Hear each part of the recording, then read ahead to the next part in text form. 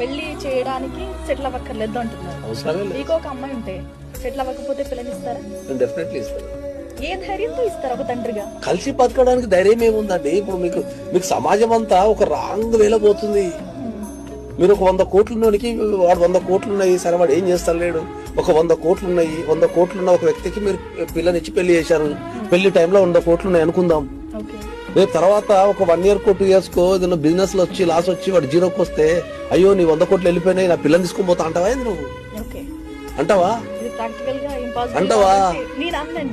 ఎవరైనా సమాజం మరి మరి మరి మీరు ఏం చెప్తారు సమాజానికి? ఈ సమాజానికి ఏం చెప్తారు మీరు? ఆడపిల్లలకైనా మగ పిల్లలకైనా నేర్పాల్సింది ఏంది? ఒక వ్యక్తితో ఎట్లా కలిసి ఉండాలా, ఒక వ్యక్తిని ఎట్లా కాపాడుకోవాలా. నీకు పైసలున్నా పైసలు లేకపోయినా, కెరీర్ సెటిల్ అయినా సెటిల్ కాకపోయినా నువ్వు ఎట్లా కాపాడుకోవాలని నేర్పాలి. కానీ నేను సెటిల్ అయితే పెళ్లినిస్తా, నేను వ్యక్తి గుణాలే చూస్తా, నేను ఆస్తులు ఏం చూడాలి.